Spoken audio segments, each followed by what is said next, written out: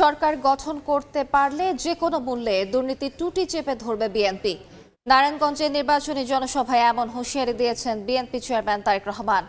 বলেন, বিগত ১৫ বছর যেভাবে অধিকার কেড়ে নেওয়া হয়েছিল, নতুন করে ষড়যন্ত্র করছে একটি দল। গণতন্ত্রের পক্ষের সকল শক্তিকে ঐক্যবদ্ধ থাকার আহ্বান জানান বিএনপি চেয়ারম্যান। কামরুল হাসানের রিপোর্ট।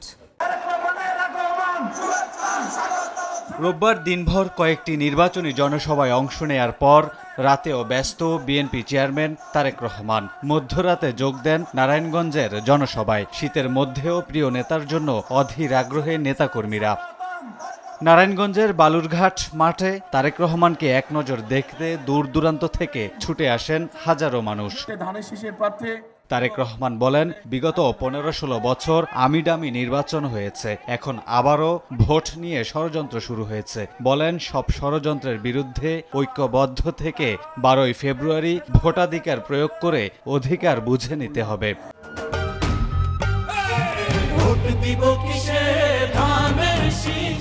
বিগত ১৫-১৬ বছর দেশের মানুষ দেখেছে নির্বাচনের নামে আমিডামি নির্বাচন হয়েছে, নিষিদ্ধাতের নির্বাচন হয়েছে। এখন আবার ষড়যন্ত্র হয়েছে যাতে আপনাদের যে ভোটের অধিকার যেটা প্রতিষ্ঠিত হতে যাচ্ছে ইনশাল্লাহ, সেই অধিকারের বিরুদ্ধে কেউ কেউ মাথা খারাপ হয়ে গেছে। ক্ষমতায় এলে খাল খননের মাধ্যমে বাবা শহীদ প্রেসিডেন্ট জিয়াউর রহমানের পথেই হাঁটতে চান তারেক রহমান। প্রতিশ্রুতি দেন নারায়ণগঞ্জ এলাকায় নদী খনন ও জলাবদ্ধতা নিরসনের। এখানকার অনেক নদী নালা খাল বিল বন্ধ হয়ে গেছে, ফলে শহরের মধ্যে সহ বিভিন্ন জায়গায় জলবদ্ধতা হয়। একটু বৃষ্টি হলে পানি হয়ে যায়, আপনাদের চলাফেরা করতে কষ্ট হয়। আমরা পুনরায় শহীদ জিয়ার সেই খাল কাটা কর্মসূচি শুরু করতে চাই। বলেন, ক্ষমতায় গেলে টেনে ধরা হবে দুর্নীতির লাগাম। দেশের আর্থ সামাজিক উন্নয়নের পাশাপাশি মানুষের অধিকার রক্ষায় কাজ করার প্রতিশ্রুতি দেন তারেক রহমান। নারায়ণগঞ্জ শহরের 20টা স্পট আছে যেখানে এই মাদক ব্যবসা হয়। আমরা সেগুলাকে নিয়ন্ত্রণ করতে চাই। এই দুর্নীতিকে আমরা নিয়ন্ত্রণ করতে চাই, দুর্নীতির লাগাম টেনে ধরতে চাই।